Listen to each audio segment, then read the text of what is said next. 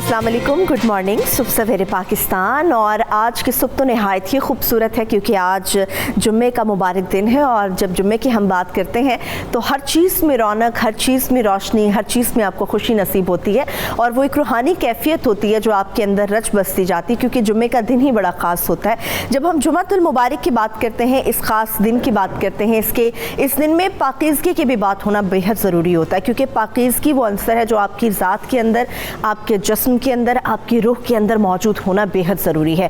पाकीज़गी सिर्फ ये नहीं है कि आपका जिस्म अच्छे से साफ़ सुथरा होना चाहिए, जिस्मानी पाकीज़गी होनी चाहिए, बल्कि आपकी रूह की पाकीज़गी होना भी बेहद ज़रूरी है। जब हम रूह की पाकीज़गी की बात करते हैं तो बहुत सारी ऐसी चीज़ें हैं, शायद हम जुम्मे वाला दिन इतना खूबसूरत होता है कि हम नहा धो के अच्छे कपड़े पहनते हैं, परफ्यूम्स लगाते हैं, मस्जिद की जानिब रुख करते हैं अच्छे तरीके से और फिर जुम्मे की नमाज के बाद लोगों के साथ गले मिलते हैं। मगर इस सारे मामले में आपके अंदर कितनी ज़्यादा पाकीज़गी होनी चाहिए, हम लोग उस चीज़ से नावाकिफ़ होते हैं। उसकी वजह यह है कि हम लोगों के अंदर कहीं ना कहीं लालच मौजूद होता है, कहीं ना कहीं तकब्बुर मौजूद होता है, हिर्स मौजूद होती है, अदावतें होती हैं, रौनत होती है। और शायद ये अदावतें हमें तब भी नज़र आती हैं जब बहुत सारे ऐसे लोग जिनको हम पसंद नहीं करते या जिनसे हम बात नहीं करना चाहते या जिनसे हमारी थोड़ी अनबन हुई होती है या हमारे जो रिश्तेदार होते हैं, मोहल्ले के लोग होते हैं, हम लोग उनको गले नहीं लगाते, उनसे मिलते नहीं हैं। ये वो अदावतें हैं जो आपकी रूह की पाकीज़गी नहीं होने देती। इन अदावतों को ख़त्म कीजिए। अपने अंदर जो तकब्बुर होता है, जो गरूर होता है, उसको ख़त्म कीजिए।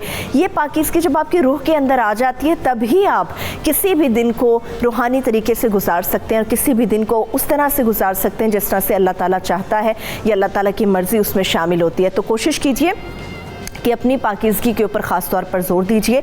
सिर्फ अपने बैरूनी पाकीज़गी के ऊपर बात ना कीजिए या जो चीज़ें आपकी नज़र आनी है लोगों को, जो लिबास आपका नज़र आना है या शायद वो दोगलापन जो शायद लोग देखते हैं और पसंद भी कर लेते हैं, मगर कोशिश करें कि आपके अंदर का, आपकी रूह का साफ़ होना बेहद ज़रूरी है। तो चलिए इस जुम्मतुल मुबारक के खूबसूरत दिन के साथ ही खूबसूरत बात भी, अच्छी बात भी हमने आपके साथ शेयर कीजिए और कोशिश कीजिए कि जो चीज़ें आपके साथ शेयर की जाती हैं अपनी शख्सियत का हिस्सा बनाए। यकीन जानिए आपको इसका फ़ायदा ज़रूर होगा। तो चलिए इस अच्छी बात के साथ ही मौसम की तरफ भी बढ़ लेते हैं और आज जुम्मतुल मुबारक है। आज सारा दिन मौसम की क्या सूरत हाल रहेगी? वैसे तो सुबह सवेरे ही उठते ही बहुत ज़्यादा शदीद गर्मी थी और कल भी बहुत ज़्यादा शदीद गर्मी पड़ती रही है, मगर तमाम बड़े शहरों में हमने देखा कि गर्मी की यही शिद्दत थी, यही लहर थी। आज सारे दिन की क्या सूरत हाल रहेगी वो मैं आपको बता देती हूँ क्योंकि इस वक्त सबसे ज़्यादा अगर मैं बात करूँ सबसे पहले लाहौर शहर की, तो लाहौर का मौसम शदीद गर्म है और लाहौर के अगर टेम्परेचर की बात करते हैं तो लाहौर में कम से कम दर्जा हरारत रहेगा 27 और मैक्सिमम 37 डिग्री होने का इम्कान है।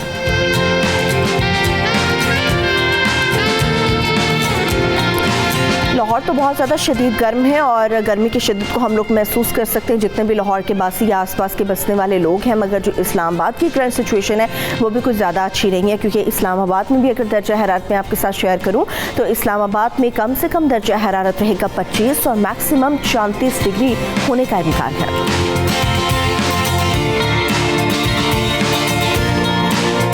गर्मी की शिद्दत इन दोनों शहरों में आपने देख ली, मगर अभी जो कराची की बात करेंगे तो कराची की सूरत हाल बनती हुई हमें नज़र आती है कि जैसे मौसम अच्छा भी हो सकता है, बूंदाबांदी कहीं कहीं हो भी सकती है, लेकिन अभी जो आज सारा दिन सूरत हाल रहेगी कराची शहर की, उसमें कराची का मौसम ये है कि कम से कम दर्जा हरारत रहेगा हमारे पास 27 और मैक्सिमम 31 डिग्री होने का इम्कान है।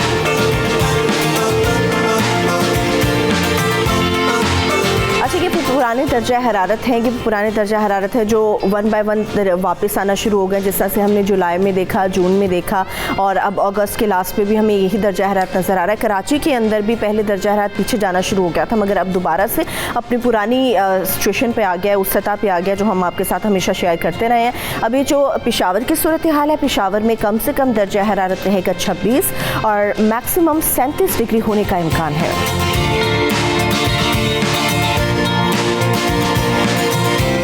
अच्छा, ये सिर्फ पेशावर की सूरत हाल नहीं है, कोयटा में भी बहुत ज़्यादा शदीद गर्मी पड़ने वाली है क्योंकि कोयटा में आज जो सारा दिन सूरत हाल रहेगी मौसम की, आज गर्मी की जो शिद्दत रहेगी, कम से कम दर्जा हरारत यहाँ पर कोयटा में रहेगा 18 और मैक्सिमम 33 डिग्री सेंटीग्रेड होने का इम्कान है।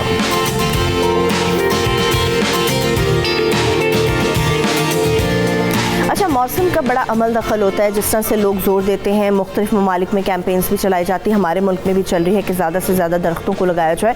یہ جو ماحولیاتی تبدیلیاں واقع ہو رہی ہیں ہمارے آس پاس کے ماحول میں, اور جس طرح سے اچانک سے گرمی کا بہت بڑھ جانا, اچانک سے بارشوں کا بہت زیادہ ہونا شروع ہو جانا, یا پھر اچانک سے ہم دیکھتے ہیں دھوپ بہت کڑکدار نکلتی ہے, یا گلیشیئرز پگھلنا شروع ہو جاتے ہیں, یا پھر سردی کی لہر اچانک سے آتی ہے, اور ایسی سی جگہوں پہ سنو فال ہو جاتی ہے جہاں پہ ان ایکسپیکٹڈ ہوتی ہیں یہ ساری چیزیں. اسی لیے ہر کنٹری میں اس چیز کو پروموٹ کیا جاتا ہے کہ اپنے آس پاس کے ماحول کو بہتر رکھیں, پولیتھین بیگز کا استعمال کم کریں, زیادہ سے زیادہ درخت لگائیں, اور پاکستان بھی اس میں سر فہرست شامل ہے کیونکہ جن کو موسمیاتی تبدیلیوں کا بہت زیادہ خدشہ ہے. اسی لیے حکومت بار بار آپ سب لوگوں سے کہتی ہے کہ زیادہ سے زیادہ درخت لگائیں, اور اس کے ساتھ ساتھ ان چیزوں کو اوائڈ کریں جس کی وجہ سے ہمارا ماحول خراب ہو رہا ہے. تو جب ہم درختوں کی بات کر رہے ہیں تو پاکستان کے اندر بھی بہت زیادہ ہمیں اسٹرکٹنیس بھی نظر آ رہی ہے, اور خاص طور پہ ان تمام چیزوں کو لے کر کہ بھئی ہمارا درخت بچنا چاہیے, ہمارا سبزہ بچنا چاہیے. ایک اور انٹرسٹنگ سٹوری ہے وہ میں شیئر کروں گی, اور اس کی وجہ بھی جاننے کی کوشش کروں گی, کیونکہ لاک اپ کے اندر تو آپ نے بہت سارے مرد حضرات کو دیکھا ہوگا, خواتین کو, جتنے بھی مجرم ہوتے ہیں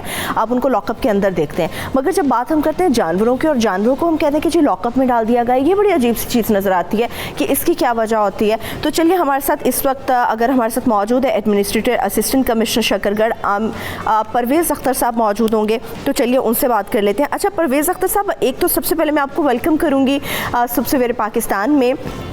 اور جب ہم بات کرتے ہیں مجرموں کی بات کرتے ہیں, وہ تو ایک عام سی چیز ہے, ہمیں نظر آتا ہے کہ جو بھی جرم کرے گا, جو بھی مجرم ہوگا وہ لاک اپ کے اندر جائے گا. مگر ہمارے پاس جو رپورٹس ہیں اس کے مطابق چند ایسی بھینسیں اور دیگر جانور ہیں جن کو گرفتار کیا گیا ہے, ان کو لاک اپ میں ڈالنے کی کیا وجہ بنی ہے؟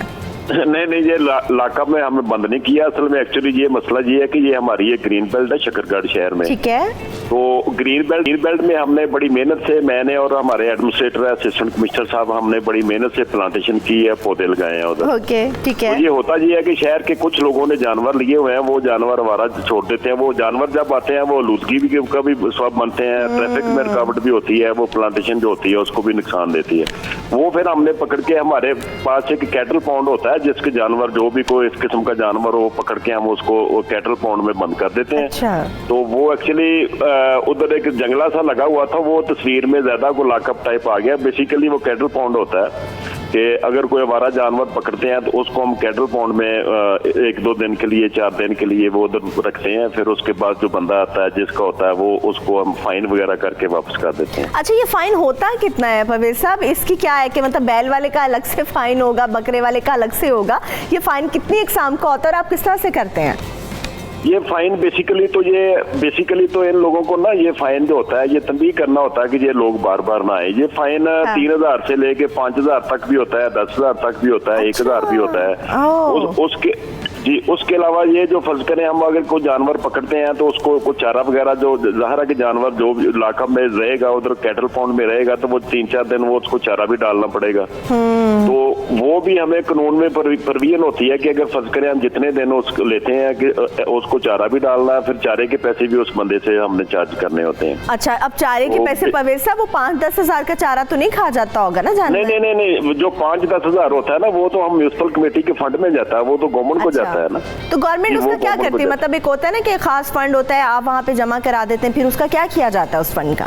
نہیں وہ بیسیکلی تو وہ کسی کام پہ لگ جاتا ہے. یہ ایکچولی اتنا زیادہ کام تو نہیں ہوتا بیسیکلی, یہ ادارے کا یہ سورس آف انکم تو ادارے کا نہیں ہے اتنا زیادہ, لیکن یہ لوگوں کو تھوڑا سا پنچ کرنے کے لیے یہ گورنمنٹ نے رولز میں ایک پروویژن دی ہوئی ہے کہ لوگوں کو تھوڑا سا ذرا اس سے پنچمنٹ ہو جائے, لوگ تھوڑے سے ذرا باز آ جائیں, لوگ یہ نہ کریں. بیسیکلی یہ سورس آف انکم تو نہیں ہوتا.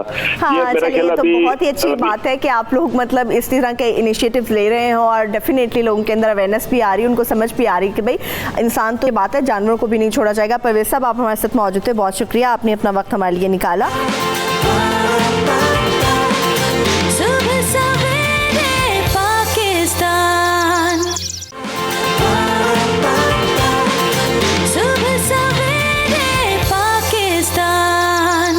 جب ہم صفائی کی بات کرتے ہیں تو سب سے پہلے ہمارا جو اشارہ جاتا ہے یا ہماری سب سے پہلے ایک سینس جاتی ہے وہ جاتی ہے کراچی شہر کے اندر، کیونکہ کراچی کے اندر بھی بہت زیادہ سنا ہے کہ کام ہونا شروع ہو چکے ہوئے ہیں یا پھر کام کے حوالے سے بہت بڑے بڑے دعوے کیے جا رہے ہیں تمام پارٹیز کی جانب سے، اور مگر یہاں پہ بلیم گیم بھی ہمیں بہت زیادہ نظر آ رہی ہے کہ کیا ہو رہا ہے، کیوں ہو رہا ہے، کس طرح سے ہو رہا ہے۔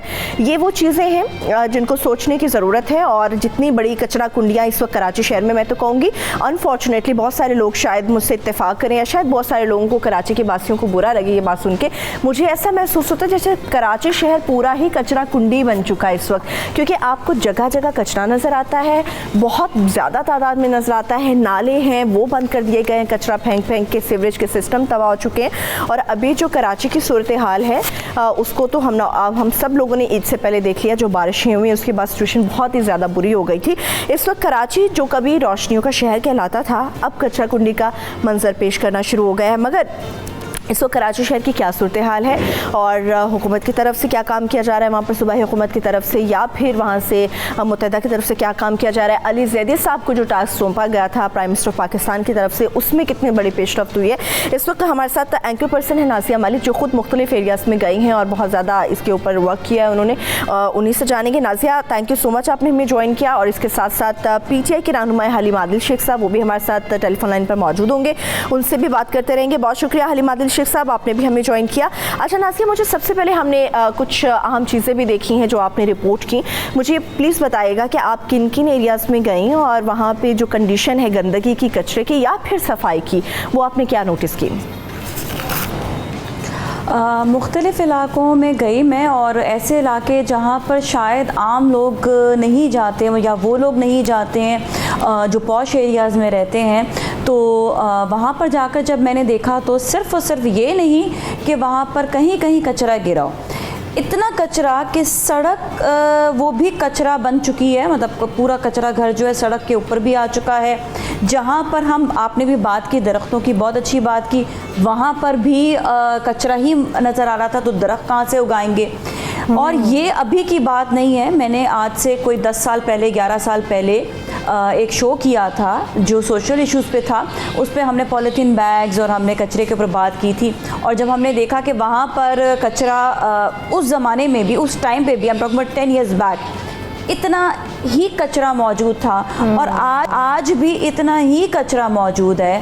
اس کا مطلب کہ سندھ گورنمنٹ جو ہے اس نے ان 10 سالوں میں کبھی کچھ نہیں کیا، اور کوئی کام ان کا جو ہے وہ پراپر نہیں ہوا۔ کراچی کے حوالے سے کراچی میں اتنا، یہ تو صرف ایک علاقہ ابھی جو جس کے اوپر میں نے بات کی تھی سوشل میڈیا میں، اس کے علاوہ جب میں شاہ فیصل گئی تو وہاں پر بھی یہی حال، اندر کی سڑکیں بالکل نہیں بنی ہوئی، گلیوں کی سڑکیں بالکل نہیں بنی ہوئی ہیں، اور لوگ کس طرح سے بدحالی میں رہ رہے ہیں، کس طرح سے جب وہ پیدل چل رہے ہوتے ہیں تکلیف میں آتے ہیں، کچرے کی وجہ سے کس طرح کی بیماریاں لوگوں کو لگ رہی ہیں۔ یہ ایک کامن بندہ، ایک عام بندہ جس کی زندگی ایک صرف اس طرح روزگار وہ اپنا مکمل، آپ جب جا کے دیکھیں ان کے گھروں تک، میں تو جا کے ان کے گھروں پہ بھی بات کرتی ہوں، پوچھتی ہوں، تو ان کا رہنا سہنا صرف اتنا ہی ہوتا ہے کہ وہ اپنا کھانا پینا پورا کر لیں، اب ان کو صحت بھی نہ ملے۔ آپ یہ دیکھیں صحت جب نہیں ہوگی تو ہسپتال آٹومیٹکلی زیادہ بھرے جائیں گے۔ بالکل نازیہ، یہ جب صحت کی ہم بات کرتے ہیں، بنیادی حقوق کی بات کرتے ہیں، یہ تو ریاست کی بنیادی ذمہ داری ہے جو ہر شہری تک پہنچنی چاہیے، اور ریاست جب ان لوگوں سے ووٹ لیتی ہے اس کے بعد ہی اس طرح کے دعوے وعدے کرتی ہے، ووٹ لیتی ہے، لیکن جب وہ امپلیمنٹ نہیں ہو سکتے یا جن خوابوں کی تعبیر نہیں ہو سکتی، ڈیفینیٹلی اس کے اوپر کرٹیسائز بھی ہوتا ہے، کوشچنز بھی اٹھتے ہیں۔ حلیم عادل شیخ صاحب بھی ہمارے ساتھ موجود ہیں، آپ بھی ہمارے ساتھ موجود رہیے گا۔ اچھا حلیم عادل شیخ صاحب، ابھی نازیہ سے ہماری بات ہو رہی تھی، مختلف ایریاز میں گئی ہیں، اور جس طرح سے یہ 10 سے 11 سال بیک ہمیں سچویشن بتا رہی ہیں، آج بھی وہی سیم کرنٹ سچویشن ہے، مگر ہمیں یہ جاننا ہے کہ جب صوبائی حکومت کچھ نہیں کر پائی، بہت ساری پارٹیز کچھ نہیں کر پائی، ایک ٹاسک پی ٹی آئی کو ملا، لوگوں نے پی ٹی آئی پہ اعتماد کیا، ان پہ بھروسہ کیا، تو پی ٹی آئی نے کیا کیا ہے ابھی تک کراچی میں؟ دیکھیے، اس میں آپ کے سوال سے 2 چیزیں میں پہلو نکال رہا ہوں۔ ایک تو آپ ہمارے ہیں کہ جو ہمیں ٹاسک ملا گیا اس کا آپ 2018 کے الیکشن کی بات کرتی ہیں کہ لوگوں نے ہمیں مینڈیٹ دیا جی، تو ایک تو وہ اینگل ہے کہ الحمدللہ لوگوں نے مینڈیٹ دیا، لوگوں نے ان سے تنگ آ کر، یہ پچھلے 10 سال میں پیپلز پارٹی کی گورنمنٹ رہی۔ دوسرا اگر آپ بات کر رہی ہیں کہ یہ لیس کلین کراچی کی بات کر رہی ہیں، تو لیس کلین کراچی تو ایک وہ کام ہے کہ جو ہم نے اپنوں خود جا کے والنٹیئر کیا اپنے آپ کو. ہماری ذمہ داری کچرا اس انداز میں نہیں ہے کہ کچرا اٹھانا, یہاں واٹر بورڈ ہمارے پاس نہیں ہے, سالڈ ویسٹ مینجمنٹ ہمارے پاس نہیں ہے, کے ایم سی ہمارے پاس نہیں ہے, ڈی ایم سی ہمارے پاس نہیں ہے. تو یہ تمام وہ ادارے جن کا کام گٹر کو صاف کرنا ہے, کچرا اٹھانا ہے, گندا پانی روکنا ہے, بی ڈی ایم اے ڈیزاسٹر مینجمنٹ جو ہے وہ ہمارے پاس نہیں ہے. اس سے ایڈیشنلی ہم نے تو والنٹیئر کیا, جس جب علی جدی صاحب آئے انہوں نے تمام اداروں کو, انہوں نے تو کے ایم سی کو بھی کہا, انہوں نے گورنمنٹ کو بھی کہا کہ آؤ مل کے اپنا کام کرتے ہیں. بات یہ کہ ایسا کسی نے کچھ بھی نہیں کیا, اور ہم جو کر رہے ہیں ہم ایڈیشنل کر رہے ہیں لوگوں کو آن بورڈ لے کر, کراچی ایکٹ کو آن بورڈ لے کر. اور آپ جو ہے آپ کی اسکرین پہ فوٹیج چل رہے ہیں, یہ تو اس جگہ کے ہیں کہ جہاں ہم سے تو کچھ نہیں ہے. یہ تو ٹھٹھا ضلع کا علاقہ ہے جہاں ابھی بھی 5-5 فٹ پانی کے اندر لوگ دربدر ہیں. 350 گوٹ کے قریب 350 گوٹ جو ہے وہ پانی میں ہے, ہزاروں لوگ دربدر ہیں. اور یہ صورتحال کراچی سے لے کے ٹھٹھا اور حیدرآباد میں ایسی ہے کہ تقریباً 15 دن ہونے کو آ گئے اور کوئی پوچھنے کو تیار نہیں ہے. کراچی کے آپ کی ایسے پرسن نازیہ ملک صاحبہ سے فرما رہی ہیں کہ شاہ فیصل کالونی میں اب بھی گھروں کے اندر پانی ہے. اب بھی بہت سارے کراچی کی سوسائٹی جیسی ہیں کہ جہاں گھروں کے اندر ابھی تک پانی موجود ہے, نکالنے والا کوئی نہیں ہے. تو ہم پہ بالکل, ہم نے کراچی کے عوام, ہم تو کہتے ہیں ہم ڈوبے ہوئے لوگ ہیں. ہمارے ووٹرز ہیں. کراچی اگر ڈوبا ہے تو پی ٹی آئی کے لوگ ڈوبے ہیں, ہمارے ووٹرز ڈوبے ہیں, ہمارے حلقے ڈوبے ہیں. ہم تو متاثرین میں شامل ہیں. ہم تو وہ کہتے ہیں کہ خود بندہ جب ڈوب جاتا ہے, کوئی بچانے والا نہ ہو تو انسان ہاتھ پیر مارتا ہے. جو متاثر ہوتا ہے حلیم عادل شیخ صاحب, ڈیفینیٹلی جو شخص متاثر ہوتا ہے وہی کسی دوسرے کے غم اور تکلیف کو محسوس کر سکتا ہے. آپ بالکل بجا فرما رہے ہیں کہ K M C, D M C اور آپ لوگوں کی رسپانسبلٹی نہیں ہے, مگر جب لوگوں نے آپ کو ووٹ دیا ہے تو یہ سوچ کے دیا ہے کہ کچھ ذمہ داری آپ لوگ اگر والنٹیری طریقے سے اٹھائیں گے وہ بھی ایک الگ بات ہے, اختیارات کا استعمال کریں گے وہ بھی ایک الگ بات ہے, مگر مسائل کے حل کے لیے لوگ اب پی ٹی آئی کی طرف دیکھ رہے ہیں. علی زیدی صاحب کے ساتھ ہمیں میئر کراچی ہر جگہ پر نظر آتے ہیں, مگر پی ایس پی کے جو مصطفیٰ کمال ہیں وہ میئر کراچی کو ذمہ دار ٹھہراتے ہیں ہر چیز کا, اور آپ کہتے ہیں کہ ہم لوگ والنٹیئر کر رہے ہیں. تو پھر رسپانسبلٹی کون اٹھائے گا اس کی؟ دیکھیے, رسپانسبلٹی ڈائریکٹلی سینٹرل گورنمنٹ کی ہے. سینٹرل گورنمنٹ کو اٹھانی پڑی, ذمہ داری ان کی ہے, کیونکہ سینٹرل گورنمنٹ کے پاس لوکل گورنمنٹ کا 1 ارب 40 کروڑ روپے کا فنڈ, اس دفعہ 140 بلین کا فنڈ, 140 بلین کا فنڈ جو ہے وہ ان کے پاس موجود ہے. اس کے علاوہ کہ سالڈ ویسٹ مینجمنٹ ان کے پاس ذمہ داری ہے, لیکن ہم ہاتھ بٹا رہے ہیں. ہم ضرور کریں گے. ہم جب کرنے آتے ہیں وہ کہتے ہیں 18ویں ترمیم آ گئی, آپ تو نہیں آ سکتے. ہم تو دیکھیے یہ لوگ بیٹھے ہیں جو اسکرین پہ نظر آ رہے ہیں, 10 سال سے ان کا کام ہے نا, ہر سال کے 24 ارب روپے جاتے ہیں ان کے کچرا اٹھانے کے لیے, سالڈ ویسٹ مینجمنٹ کو جاتے ہیں. اب کچرا اٹھانا کے ایم سی کا کام بھی نہیں ہے. میں بتا رہا ہوں ہم نے الگ کریں گے, ہم وہ جو یہ سب کچھ نہیں کر پائیں گے, لیکن اس وقت ان شاء اللہ تعالیٰ پوری قوم آپ کی طرف دیکھ رہی ہے, خاص طور پہ کراچی کے باسی آپ کی طرف دیکھ رہے ہیں کہ پی ٹی آئی ڈیفینیٹلی ان کے لیے کچھ کرے گی. بہت شکریہ حلیم عادل شیخ صاحب, آپ ہمارے ساتھ موجود تھے.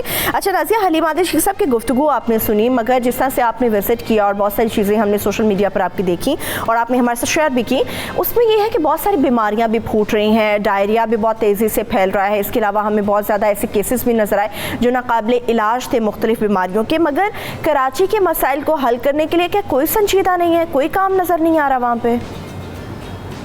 اچھا, میں آپ کو 1-2 باتیں شیئر کرتی ہوں. پہلے تو یہ کہ دیکھیں, ایم پی اور M P S M N S کے کام یہ نہیں ہوتے ہیں کہ وہ سڑکیں بنائیں یا کچرا اٹھائیں یا ایسا, ان کا ڈائریکٹ جو ان کا رول ہوتا ہے وہ یہ نہیں ہوتا. ان کا جو ہے ملک کی ترقی میں جو کام ہے وہ آگے ان کے اس میں ڈیولپمنٹ کے لیے ان کے رول ہوتے ہیں. دوسری بات یہ ہے کہ جب ہم یہ دیکھ رہے تھے کہ علی زیدی صاحب نے کچرا جو مہم انہوں نے شروع کی کہ اٹھانے کی, تو ایک علاقہ ایسا تھا جہاں پر میں نے دیکھا کہ کچرا اس دن اٹھایا گیا, ٹھیک ہے. اچھا, نیکسٹ ڈے جب میں وہاں دوبارہ گئی تو دوبارہ اتنا ہی کچرا موجود تھا. تو یہ صرف ایک دن کی کہانی نہیں ہونی چاہیے کہ ایک دن صرف کچرا اٹھے, ٹھیک ہے ان کے پاس نہیں ہے واقعی سہولیات, کیونکہ ایک دن تو چلے انہوں نے اٹھا لیا. اب جو نیکسٹ ڈے اسی علاقے کا کچرا وہاں پہ دوبارہ جمع ہو گیا, سیم اسی تعداد میں اتنا ہی جمع ہوا, اس کو اٹھانے کے لیے ڈیلی روٹین پہ کون کام کرے گا؟ بات یہ کہ ڈیلی روٹین پہ کام کرنے والے کرنا بے حد ضروری ہے کہ کیونکہ کراچی میں بہت لوگ, اگر آپ کراچی میں آئیں تو آپ کو پتہ چلے کچھ ایسے علاقے ہیں جو आफ्टर 47 जो है, जिन पे लोगों ने सिर्फ आकर रहना शुरू हो गए थे क्योंकि वहाँ पे कोई डेवलपमेंट नहीं थी कोई, और उसी तरह ही उन्होंने रहना शुरू कर दिया। तो वहाँ के इलाकों में गलियाँ और जो डेवलपमेंट है वो सही से नहीं हो पाई, तो बहुत छोटे छोटे घर इर्द गिर्द बने हुए हैं, तो वहाँ पर नेचुरली लोग भी ज़्यादा और आहिस्ता आहिस्ता तादाद ज़्यादा होती गई, ज़्यादा बिल्डिंग ज़्यादा से ज़्यादा बन रही है, कचरा ज़्यादा से ज़्यादा, और इतना कॉम्पैक्ट होता जा रहा है, मतलब फैलने की बजाय कराची और ये एक ही जगह पर जो है वो उठता मतलब ये बड़ी खतरनाक बिल्डिंगों के जरिए बढ़ता जा रहा है। लेकिन सूरत हाल के वजह से आप ये देखें कि कचरा जो है वो ज्यादा बढ़ गया है। हाँ, ये बीमारियां भी ज्यादा होनी चाहिए। अगर आपने टास्क लिया है तो डेफिनेटली कुछ परमानेंट इसका हल होना चाहिए। बहुत शुक्रिया नाज़िया मलिक, आप हमारे साथ मौजूद थी और कराची की करंट सिचुएशन और खासतौर पर कचरे के हवाले से हमसे बात करी थी, और बहुत ही बुरी सूरत हाल है, इसमें सबको अपनी जिम्मेदारी अदा करनी होगी। अगर वॉलंटियरली आप लोग काम कर रहे हैं, कोई जमात काम कर रही है, तो इसमें आवाम की भी जिम्मेदारी है कि आप लोग भी कचरा अपने घरों के बाहर ना फेंकें, बल्कि आप उसे डस्टबिन तक पहुँचाएँ, वहाँ तक फेंकें, ताकि वहाँ से मुतलका इदारे वहाँ से उसको गाड़ी कचरा में डाल के ले जाएं। तो अपनी अपनी जिम्मेदारी को आप लोग निभाइए। अभी मुझे सुबह सवेरे पाकिस्तान में एक छोटी सी ब्रेक की तरफ बढ़ना है। जब ब्रेक से वापस आएंगे तो खास तौर पे बात होगी हमारे कश्मीरी बहन भाइयों से मुतालिक। हमारे साथ रहिए।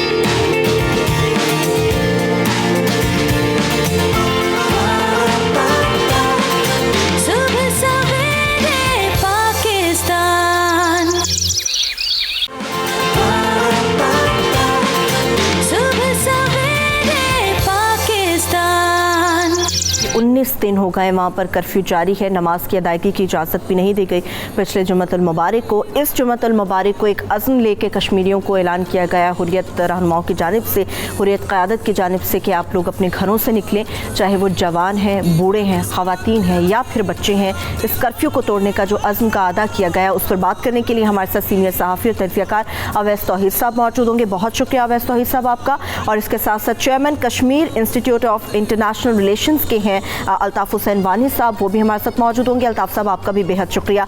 अवैस तौहीद साहब, आपसे आगाज़ करूँगी गुफ्तगू का। जिस तरह से कश्मीर से मुताल्लिक़ बात चल रही है और पिछले 19 रोज़ से हम देख रहे हैं कि यहाँ पे कर्फ्यू है और भूखे प्यासे हैं वहाँ कश्मीरी हमारे बहन भाई। आज जो अज़्म का अदा किया गया है कि कर्फ्यू भी तोड़ा जाएगा और फिर नमाज की अदायगी की जाएगी, आप आज के इस पूरे दिन की सूरत हाल को किस तरह से देख रहे हैं? देखिए, 80 लाख लोगों को जेल में एक मुक़य्यद कर दिया गया है, एक पिंजरे की मानंद मकबूजा कश्मीर के अंदर 80 लाख मासूम कश्मीरियों के लिए 8 लाख भारतीय अफवाज वहाँ पे तैनात हैं, चाहे वो बडगाम हो, अनंतनाग हो, शोपियान हो, ख़ुद श्रीनगर हो।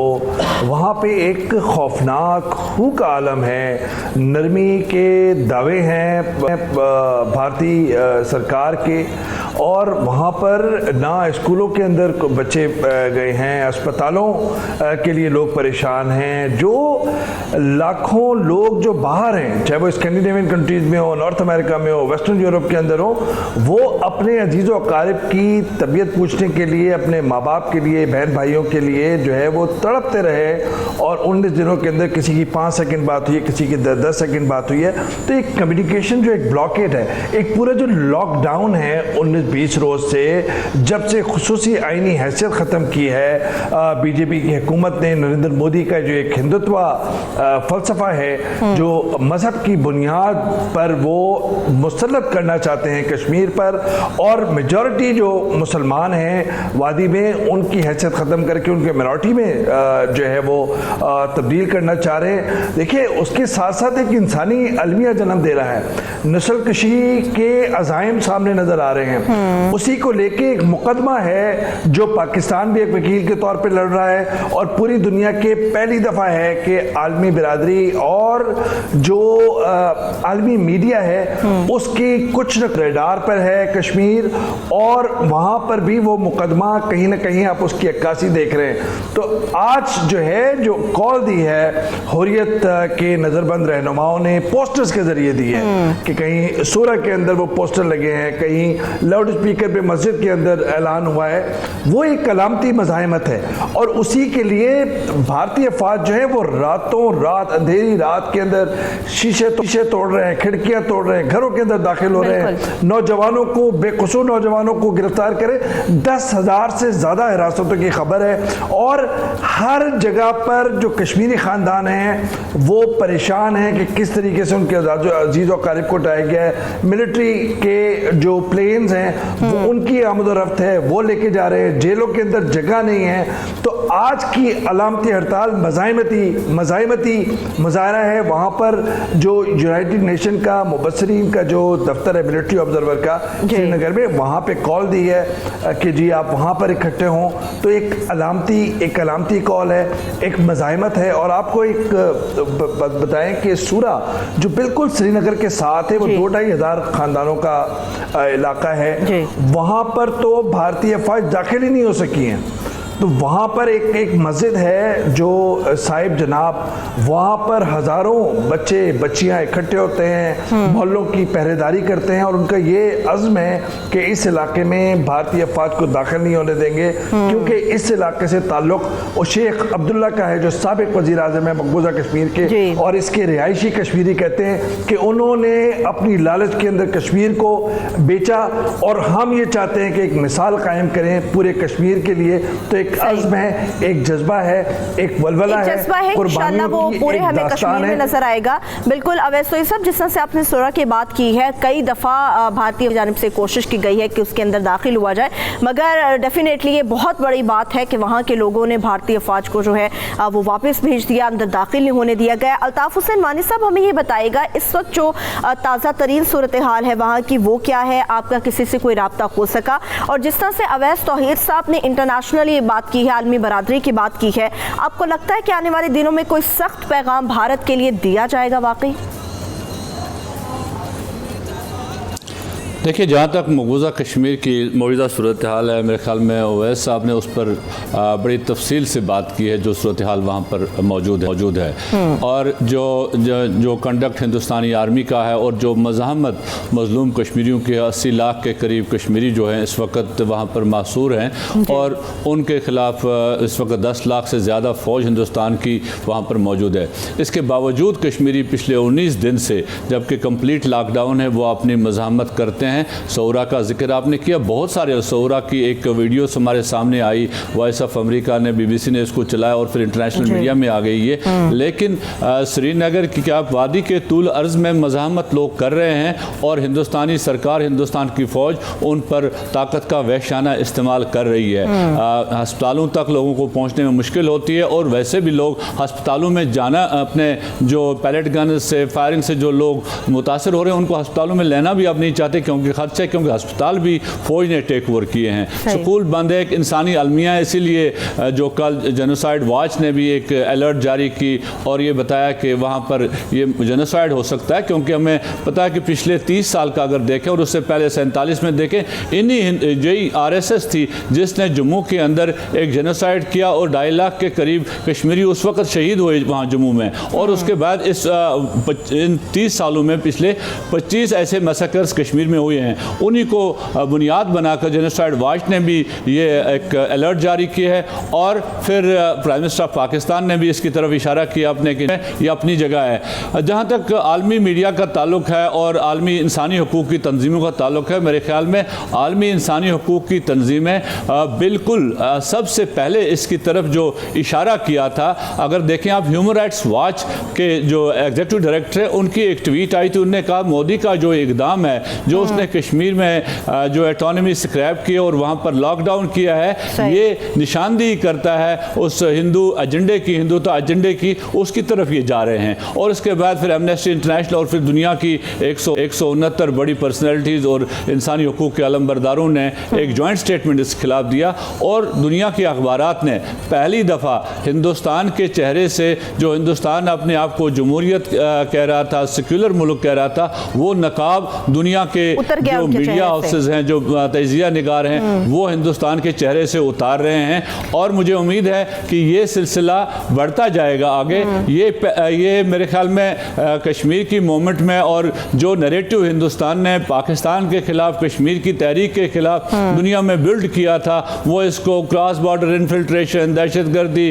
مذہبی جنونیت کا نام دے کر دنیا میں بدنام کر رہا تھا، لیکن اب دنیا یہ جان چکی ہے کہ اصل مذہبی جنونیت کہاں پر ہے، اصل جو انتہا پسند کون ہے، اور کس طرح سے وہ اپنے ایجنڈے کو پرسیو کر رہے ہیں۔ اور میرے خیال میں پرائم منسٹر پاکستان نے جو لائن لی ہے اس سلسلے میں، یہ اگر ہمارا نیریٹو رہا، اس کو آگے پوری قوم اسی چیز کو ہم آگے دنیا تک پہنچائے، ہندوستان کے چہرے کو بے نقاب کریں، مودی کے ایجنڈے کو بے نقاب۔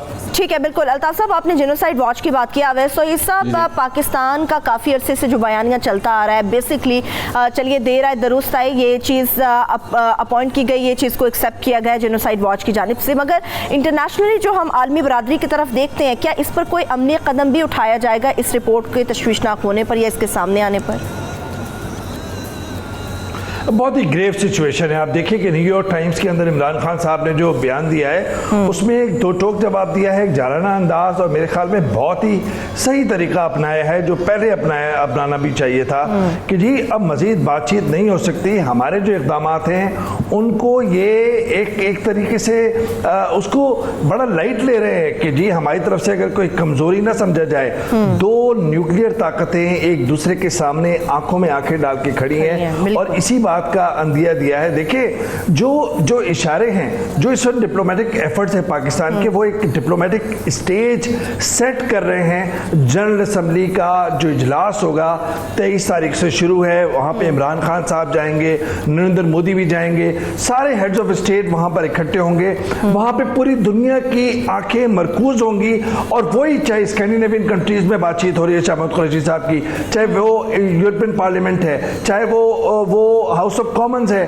وہاں پہ جو ایفرٹس کی جا رہی ہے وہ ایک اسٹیج سیٹ کیا جا رہا ہے، اور وہیں پر ایک تاریخی موقع ہوگا ہسٹری میکنگ عمران خان صاحب کے اور پاکستان کے لیے جو ایک وکیل کا ایک کردار ادا کر رہے ہیں مقبوضہ کشمیر میں معصوم کشمیریوں کا، وہاں پر ان کی تقریر جو ہے وہ بہت اہمیت کا حامل ہے۔ موقع ہے اور اس میں تاریخ رقم کرنے کی ضرورت ہے۔ اویس تو اس سب معذرت کے ساتھ، بہت معذرت کے ساتھ، میرے پاس ابھی وقت بالکل ختم ہو چکا ہے، انشاءاللہ کشمیر کے معاملے پر دوبارہ سے بات کریں گے، آپ کو دوبارہ سے انوائٹ کریں گے، الطاف حسین وانی صاحب کو انوائٹ کریں گے، آپ دونوں کے قیمتی وقت کا بہت شکریہ۔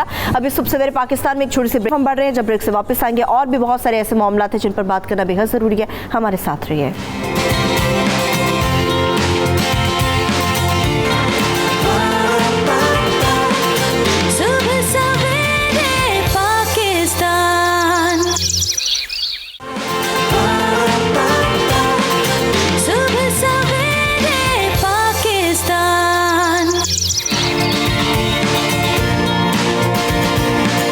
کراچی شہر میں گزشتہ روز یعنی کہ کل سے صوفی بزرگ ہیں حضرت عبداللہ شاہ غازی صاحب، جن کے عرس کی 3 روزہ تقریبات کا باقاعدہ طور پہ آغاز ہو چکا ہے۔ روح پرور مناظر وہاں بھی دیکھنے کو ملتے ہیں، بہت بڑی تعداد میں لوگ پورے پاکستان سے عبداللہ شاہ غازی کے مزار کی طرف رخ کرتے ہیں، ان کی تقریبات کا حصہ بنتے ہیں، لنگر بانٹا جاتا ہے وہاں پر، اور خصوصی طور پہ کہا جا رہا ہے کہ اس بار تو کشمیر کے لیے بھی خاص طور پہ دعا کرائی جائے گی۔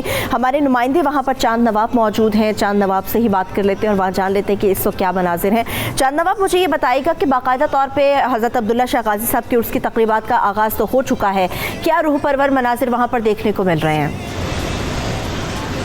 جی بالکل، حضرت عبداللہ شاہ غازی رحمۃ اللہ علیہ کا 3 روزہ 1200 جو عرس ہے اس کی تقریبات کا آج دوسرا روز ہے۔ غسل کے بعد تقریب کا آغاز ہوا تھا۔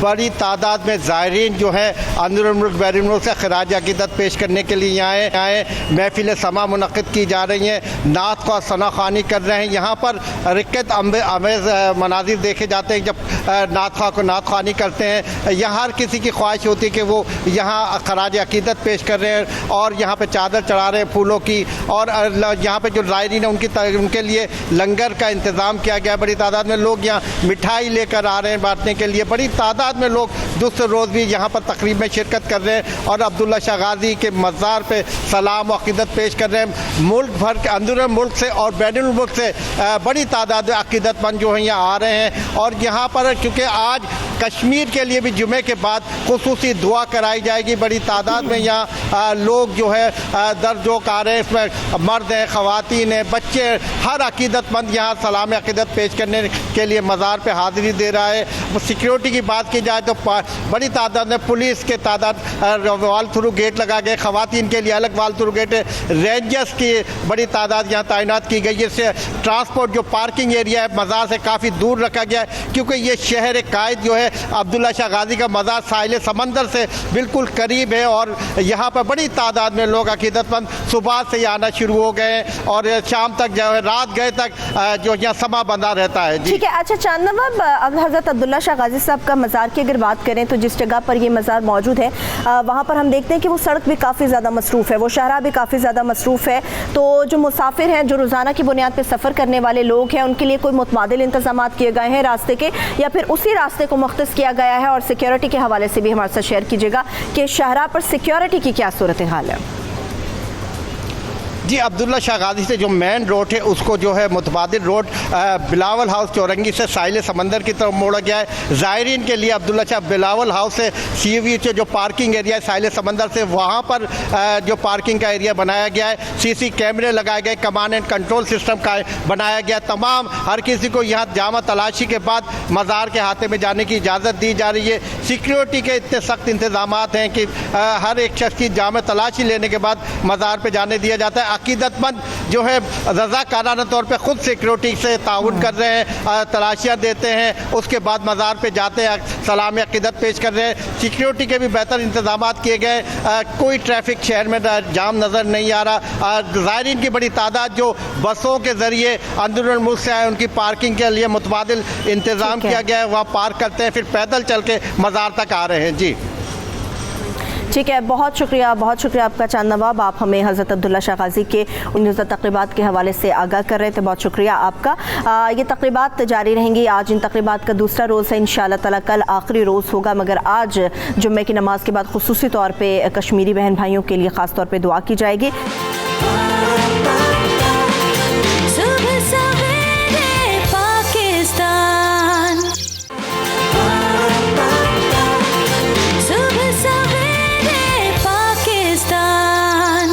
अभी आगे बढ़ते हैं। सुबह सवेरे पाकिस्तान में एक और अहम मसला है जिसके ऊपर बात करना बेहद ज़रूरी है। वो मसला ये है कि जब हम खूबसूरती की बात करते हैं तो अल्लाह ताला ने पाकिस्तान के बहुत से ऐसे हिस्से हैं जिन्हें कहा जाए कि जन्नत है, वो तो यकीनी तौर पे गलत ना होगा, मगर इस कुदरती हुस्न से माला माल जब हम चित्राल की बात करते हैं तो यहाँ पर हम देखते हैं कि मायूसी भी बहुत है, डिप्रेशन भी बहुत है। हम कहते हैं कि खुशी के लिए आपके इर्द गिर्द का माहौल अच्छा होना बहुत ज़रूरी है, मगर जब खूबसूरती के अंदर हमें डिप्रेशन और मायूसी नज़र आए तो वो लम्हा फ़िक्रिया होता है। क्योंकि रवा साल 16 ऐसे नौजवान हैं जिन्होंने चित्राल के अंदर ख़ुदकुशी की है। इसमें जमा साल लड़कियों की तादाद बहुत ज़्यादा है और एक पुलिस एहलकार भी शामिल है। मगर सवाल ये है कि चित्राल के अंदर इस हद तक ख़ुदकुशी का एलिमेंट क्यों है ज़्यादा, और वहाँ पर ऐसे क्या मामला है जिसकी वजह से लोग ख़ुदकुशी करने पर माइल हो जाते हैं। हमारे साथ हमारे बहुत ही favourite mind science expert doctor Imran साहब मौजूद होंगे। डॉक्टर साहब, आपको वेलकम करेंगे सुबह सवेरे पाकिस्तान में। डॉक्टर साहब, जब हम ख़ुदकुशी की बात करते हैं तो ये वो वालेकुम अस्सलाम। डॉक्टर साहब, हम ख़ुदकुशी की बात करते हैं तो ये बिल्कुल आखिरी हद होती है हमारी, जब हम हर चीज़ से मायूस होते हैं तो आखिरी हद खुदकुशी होती है। तो खुदकुशी इंसान करता क्यों है, इसकी नफ्सियात क्या होती है? देखिए, सबसे पहले इंसान उम्मीद पे ज़िंदा रहता है। हम ये जानते हैं कि हमें नहीं मालूम कि हमारा अगला सांस आएगा या नहीं आएगा, लेकिन उसके बावजूद भी हम क्या करते हैं, हम दुआ पढ़ के सोते हैं, कल की प्लानिंग करके सोते हैं, मुस्तकबिल की प्लानिंग करते हैं। जिसका मतलब है कि इंसान की ज़िंदगी उम्मीद के ऊपर कायम होती है। और जब इंसान की अपनी किसी भी ऐसी जहनी कैफियत, जहनी दबाव की वजह से वो उसको उम्मीद ही नज़र नहीं आ रही हो, वो नाउम्मीद हो रहा हो, कल को उसकी रोशन सुबह नज़र नहीं आ रही हो, तो फिर वो समझता है कि इस ज़िंदगी का कोई फ़ायदा नहीं है और वो अपनी वो ज़िंदगी ख़त्म करने के लिए तैयार हो जाता है। तो पहला जो बुनियादी वजह होती है कि इंसान के ख़ुदकशी की तरफ माइल होने के लिए, वो सबसे ज़्यादा जो है वो होती है नाउम्मीदी। दूसरी जो इंसान की ज़रूरत इंसान है, तो दूसरी जो मेजर ज़रूरत होती है जब इंसान को ये समझता है कि दुनिया में कोई इंसान ऐसा नहीं है जो उसके लिए कुछ कर सकता है, दुनिया में कोई ऐसा इंसान नहीं है जो उसका मसला हल कर सकता है, दुनिया में ऐसा कोई इंसान नहीं है जो उसको राह दिखा सकता है, इस कैफियत में आने के बाद भी इंसान जब बंदे से भी नाउम्मीद हो जाता है तो फिर वो क्या करता है कि वो नाउम्मीदी की उस इंतहा पे पहुंचता है जहाँ वो जान देने के लिए तैयार हो जाता है। صحیح ہے, تو خودکشی اس لیے ہوتی ہے. مگر اگر ڈاکٹر صاحب ہم کسی خاص علاقے سے اسے مختص کر دیتے ہیں, کوئی مخصوص علاقہ ہے جہاں پر یہ سب چیزیں رونما ہو رہی ہیں اور بہت زیادہ بڑی تعداد میں خودکشی پائی جا رہی ہے, تو اس کی کیا وجہ ہوتی ہے؟ دیکھیے, ایک تو اگر آپ تاریخ پڑھیں گے نا تو پہاڑوں کی جو زندگی ہوتی ہے اس کی طرز زندگی ایک بالکل مختلف ہوتی ہے, کیونکہ پہاڑوں پہ جو ٹیمپریچر ہے وہ انتہا سے زیادہ ایکسٹریم انتہا کے اوپر جاتا ہے, خاص طور سے وہ جو منفی ٹیمپریچر جاتا ہے, جو سردی جو منفی ہوتی ہے پہاڑوں کے اوپر, اس کی وجہ سے وہاں پر ویسے ہی جو ہے وہ انسان کی جو ذہنی کیفیت ہے یا ذہنی صحت ہے اس کے اوپر اثر انداز ہوتے ہیں, کیونکہ سورج نہیں ہوتا. یاد رکھیں سورج زندگی ہے, اس زندگی کے اندر سب سے چیز جو چل رہی ہے, جو دنیا کے اندر جو چیز چل رہی ہے وہ صرف سورج کی وجہ سے ہے, کیونکہ سورج روشنی اور توانائی دیتی ہے, توانائی ختم ہو جائے گی تو انسان کے اوپر اس کے اثرات ہوں گے. تو پہلی چیز تو یہ ہوتی ہے کہ جہاں پر بھی زیادہ منفی ٹیمپریچر ہوتے ہیں, خاص طور سے جو پہاڑی علاقے ہوتے ہیں دنیا بھر میں, وہاں پہ ڈپریشن زیادہ ہوتا ہے, وہاں پہ ذہنی صحت زیادہ متاثر ہوتی ہے. پہلی چیز تو یہ ہوتی ہے. دوسری چیز, جس خطے کی طرف آپ ہماری طرف بات کر رہے ہیں, اس علاقے کی بات کر رہے ہیں, یہ بڑی تبدیلی کے ساتھ گزرا ہے. نارملی اگر آپ تاریخ دیکھیں گے, پہاڑی کے لوگ جو ہیں وہ فطرت سے قریب ہوتے ہیں لیکن دنیا سے بہت دور ہوتے ہیں اور دنیا کی ترقی سے بھی بہت زیادہ دور ہوتے ہیں. اسی لیے بہت ساری دیو مالائی قسم کی کہانیاں وہاں پہ مشہور ہو جاتی ہیں, آسیب کی, اسرات کی, جنات کی اور اس طرح کی. لیکن کیا ہوتا ہے کہ اب ظاہر دنیا نے بہت ترقی کر لی ہے, پہاڑوں کے اوپر رہنے والے جو لوگ ہیں, جو ینگ جنریشن ہے, وہ اس کو اب ایکسیس ہو گیا ہے دنیا کا, وہ پڑھ رہے ہیں, وہ انٹرنیٹ کا ایکسیس ہے ان کے پاس. اور جس علاقے کی آپ بات کر رہے ہیں گلگت, ہنزال, چترال, اور وہاں پہ تو تعلیمی ریشو بہت زیادہ ہائی ہے. تو اب ایک ایسی جگہ کے اوپر جہاں کے اوپر تعلیم جو ہے وہ آ گئی ہو اور روزگار کے مواقع نہ ہو, اور اس کو یہ پتا ہو کہ جی میں نے تعلیم حاصل کرنے کے بعد اب میں کوئی کام نہیں کر سکتا, وہ بکریاں چرانے کے قابل بھی جو ہے وہ نہیں رہا وہ بندہ. تو اب وہ کیا ہوتا ہے کہ اس کو اب زندگی کا کوئی مقصد نظر نہیں آ رہا ہوتا, وہ اپنے آپ کو کارآمد محسوس نہیں کر رہا ہوتا. دوسرا, وہ جو اس علاقے کے اندر ہے وہاں پہ ابھی بھی ایسی رسومات موجود ہیں, ابھی بھی ایسی روایات موجود ہیں جہاں پہ جو لڑکی ہے اس کو زیادہ اختیار نہیں ہے اپنی شادی کے معاملے میں, اپنی زندگی کے فیصلہ کرنے کے بارے میں. آج بھی وہاں پہ بہت زیادہ مس میچ ہوتا ہے, آج بھی وہاں پہ کسی کے پلے باندھ دیا جاتا ہے, وہاں پہ اس بچوں کی سے نہیں ہے اپنی زندگی کے لیے. تو جب آپ کو یہ پتہ ہے کہ جب مجھے زندگی میں کسی سے باندھ دیا جائے گا تو بھی وہ زندگی اپنی دینے کے لیے تیار ہو جاتے ہیں. پھر یہ جو مسابقت اور مقابلے کی چیز ہو گئی ہے نا, وہ تو ساری پوری دنیا تو آپ جان چھڑا رہی ہے اس سے, لیکن انفارچونیٹلی ہمارے ملک میں ابھی بھی یہی چیز جو ہے وہ چل رہا ہے. پرسنٹیج, گریڈ آنا, رزلٹ کو آنا, اور اگر رزلٹ 1-8% جو ہے وہ کم ہو گیا تو اس کا مطلب ہے کہ زندگی ختم ہو گئی, یا وہ اس کو کارآمد نہیں سمجھا جاتا, یا اس کو ایسے تانے دیے جاتے ہیں. تو یہ جو ایک رزلٹ ہو گیا. دوسری چیز جو ایک اور میجر ہے کہ جب آپ نے کام کر لیا اور معاشی جو ہے وہ پہلو کے ساتھ آپ کارآمد نہیں ہے, اگر آپ کام نہیں کر رہے, آپ روزگار نہیں کما رہے, تو آپ وہ کہتے ہیں کہ جی میں نے پڑھ بھی لیا, تو ایک اور پریشر آ گیا گھر کی طرف سے, اب تو تم نے پڑھ بھی لیا ہے, اب کیوں نہیں کمائی کر رہے. تو اب اگر اسے کمانا بھی نہیں ہے تو پھر وہ جو ہے وہ کیسے پھر اپنی زندگی کو سمجھے گا کہ میری زندگی کارآمد ہے. تو ایسے بہت سارے پہلو خاص طور سے اس علاقے کے اندر ہیں کہ جہاں پہ موسم ان کی فیور میں نہیں ہے, وہاں پہ تعلیم زیادہ ہو گئی ہے لیکن معاشی مواقع وہاں پہ موجود نہیں ہیں. وہاں پہ ینگ جنریشن کی اب تک سنی نہیں جا رہی ہے, جو ابھی بھی وہ گیپ ہے اس ینگ جنریشن کا, وہ بھی ایک ون آف دا ریزن ہے جس کی وجہ سے وہاں پہ اس طرح کے حادثات ہو رہے ہیں. ٹھیک ہے, اس وقت ہمارے ساتھ ایک کالر بھی موجود ہے, شہریار, ان سے بات کرتے ہیں. جی میرے بھائی شہریار, کیا کہنا چاہیں گے آپ؟ السلام علیکم, کیسی ہیں آپ, خیریت سے؟ الحمدللہ. جی بات کیجیے میرے بھائی. جی میں آپ کو ایکچولی یہ بتانا چاہ رہا تھا کہ after having learned a few strategies, تھوڑی سی چیزیں جو میں نے لرن کی, اس کے بعد آپ یقین کر لیں کہ میں یہ بھی بھول گیا ہوں کہ پریشانی ہوتی کیا ہے. اور آنیسٹلی سم ٹائمز مجھے فیل ہوتا ہے کہ مجھے کبھی کبھی پریشان بھی ہونا چاہیے. اچھا, تو ہمارے ساتھ شیئر کیجیے. جی, ابھی تک ڈاکٹر صاحب نے جو باتیں کی, ابھی تک آنیسٹلی برا نہ مانیے گا کہ انہوں نے ابھی تک کوئی سولوشن نہیں بتایا. تو ہم چاہیں گے, ہم سولوشن کی طرف بھی بڑھیں گے میرے بھائی, بڑھیں گے, ضرور بڑھیں گے. جی, اکارڈنگ ٹو مائنڈ سائنسز اس کے علاوہ کوئی سولوشن ہے بھی نہیں. اور اس کا اللہ سبحانہ وتعالیٰ has given us a technology. دیکھیں, ہمارا سب کانشیس مائنڈ ہے, that is trained, that is programmed.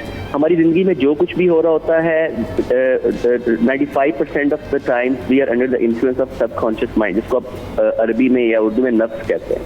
ٹھیک ہے, آپ جب اس کو ری پروگرام کر لیتے ہیں تو آپ ٹوٹلی اپنی لائف کو چینج کر سکتے ہیں. ٹھیک ہے, اور اس کو میں جلدی میں بتا دیتا ہوں, اٹس اے لانگ ٹریننگ. تو اس کا طریقہ یہ ہے کہ you bring everything from subconscious to your conscious. کہ آپ کو اگر آپ پریشان ہیں تو آپ صرف اتنا ایکسیپٹ کر لیں میں پریشان ہوں, क्योंकि जब आप एक्सेप्ट नहीं करते या आप डर रहे होते हैं तो you come in the form of it comes out in the form of anxiety और डिप्रेशन, ठीक है। तो आप सिंपल, मैं अपने बहन भाई जितने भी हैं पाकिस्तान में उनसे ये कहूंगा, अगर वो परेशान है या गुस्से में है, क्योंकि problem is not a problem, how you react to the problem is a problem. तो अगर आप इन रिएक्शन उसको सिर्फ एक्सेप्ट कर लें, yes I am angry, yes I am stressed out, yes ये यस वो, और आप अल्लाह से दुआ कर लें। बिल्कुल बिल्कुल, वाहिद हल यही है शहरियार, बिल्कुल आप ठीक कह रहे हैं, वाहिद हल ये है कि अल्लाह ताला से मदद मांगी जाए। मगर जिस तरह से आप कह रहे हैं ना कि सोल्यूशन की तरफ हमें बढ़ना चाहिए, तो मैं डॉक्टर साहब से सोल्यूशन में पूछ लेती हूँ ताकि हमारे देखने वालों की बहुत अच्छे से तसल्ली हो जाए। डॉक्टर साहब, डिप्रेशन की बात हो जाती है कि जी हम डिप्रेशन में चले गए हैं या फिर किसी परेशानी में मुब्तला हैं। इस डिप्रेशन में जाना बड़ा आसान है, इससे निकलना क्या इतना ही मुश्किल है, और इसका हल क्या हो सकता है, किस तरह से डिप्रेशन से निकला जा सके? देखिए मेरी बहन, अभी आपने हल की तरफ पूछा है। देखिए जिस वक्त इंसान को अगर ख़ुदकुशी के ख्यालात आना शुरू हुए हैं या वो नाउमीदी की तरफ राग़िब होना शुरू हुआ है या उसको लगता है कि जी उसकी ज़िंदगी अब बेहतरी की तरफ गामज़न नहीं है और इसका पहली निशानी है वो तन्हाई पसंद होना शुरू हुआ है, तो या वो ऐसे आपको अच्छी तरह पता होगा कि जो लोग बीच में बैठे बैठे खोए हुए होते हैं, आप कहते हैं यार यहाँ मौजूद है जिस्मानी तौर पर लेकिन जहनी तौर पर मौजूद नहीं है। ये अगर आगाज़ होता है तो ये बहुत सारी वो चीज़ें हो सकती हैं जिसकी तरफ मेरे भाई ने इशारा किया है। लेकिन अगर उसने फैसला कर लिया है और वो अटेम्प्ट करने के लिए जा रहा है, अब वो उस कैफियत में नहीं है कि वो दुआ करेगा। आप यकीन अगर देखें, अगर वो तौहीद परस्त है, अगर वो अल्लाह तबारक व तआला पे कामिल यकीन रखता है तो कभी अपनी जान देगा ही नहीं वो।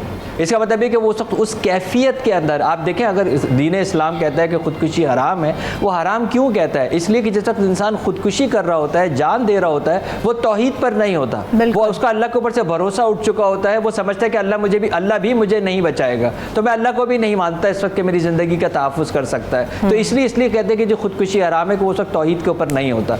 यानी आप सोचिए कि वो ज़हनी कैफियत इस इंतहा के ऊपर होती है कि जो अल्लाह को ही नहीं मानता वो अल्लाह से दुआ क्या करेगा।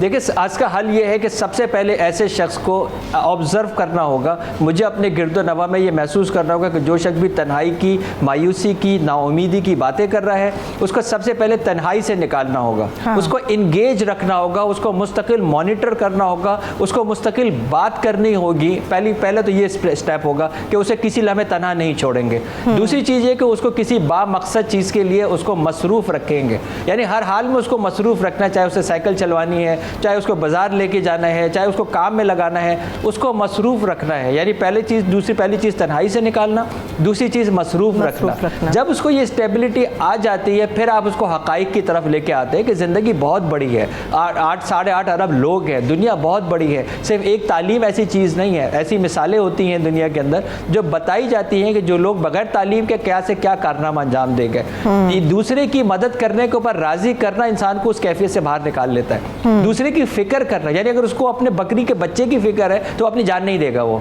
क्योंकि वो सोचेगा कि बकरी के बच्चे का क्या होगा जो मैंने पाला है। तो अब ये इतनी छोटी सी चीज़ भी उसकी ज़िंदगी में तब्दीली ला सकती है जब आप उसको किसी दूसरे की फ़िक्र डाल दें, किसी दरख्त की फ़िक्र डाल दें, किसी और ऐसी फ़िक्र डाल दें ताकि उसको लगता है कि मुझे ज़िंदा रहना है, अपने लिए नहीं, मेरी अपनी ज़िंदगी मायूसी, लेकिन मुझे किसी के लिए ज़िंदा रहना है। उससे एक और बेहतरी की कैफियत आती है, और जब वो इंसान इस कैफियत में आ जाता है कि किसी दूसरे के लिए जीने के लिए तैयार हो जाता है, फिर आप उसको उसकी ज़िंदगी का मकसद बताते हैं कि हमारी ज़िंदगी का मकसद ये है कि अल्लाह तबारक व तआला गफूर रहीम है, अल्लाह तबारक व तआला ने ज़िंदगी के अंदर होप दी है और हमें उस शैतान के वसवसे से निकल के उस उम्मीद की तरफ जाना है। सही है डॉक्टर साहब, ये जो आपने बड़ा ही खूबसूरत सा सोल्यूशन दिया है, इसमें आपने बताया कि जी हमें उस शख्स को तन्हाई से निकालना है, उसकी मदद हम लोग किस तरह से कर सकते हैं। यकीनी तौर पर किसी भी डिप्रेशन आदमी के लिए, डिप्रेस्ड आदमी के लिए इर्द गिर्द के लोग जो हैं, इर्द गिर्द का माहौल बड़ा इंपॉर्टेंट होता है। मगर हमें अगर इर्द गिर्द के लोग ऐसे मुयस्सर ही ना हों तो फिर हम खुद अपनी मदद कैसे कर सकते हैं?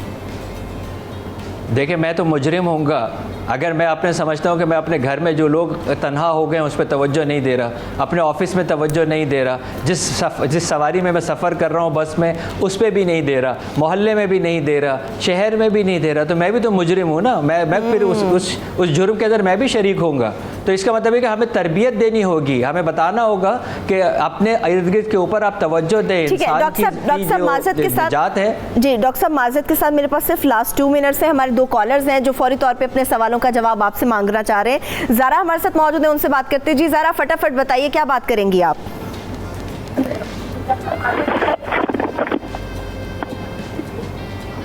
ठीक है, ज़ारा से हमारा राब्ता मुनक़ता हो चुका है। मेरे भाई अल्ताफ़ भी हमारे साथ मौजूद हैं। जी अल्ताफ़, बात कीजिए।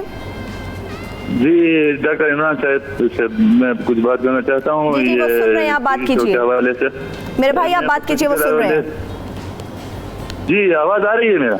जी जी हम सुन रहे हैं, आप बात कीजिए। जी खुदकुशी हमारे इलाके में एक मारूसी हैसियत इख्तियार कर चुकी है। इसकी कुछ वजूहात ये भी है कि हमारे जो मुआशरा है, इस मुआशरे में इसके ऊपर बात नहीं की जाती है। जब किसी की खुदकुशी हो जाती है तो किस वजह से हो जाती है ना, पहला वजह इसका होता है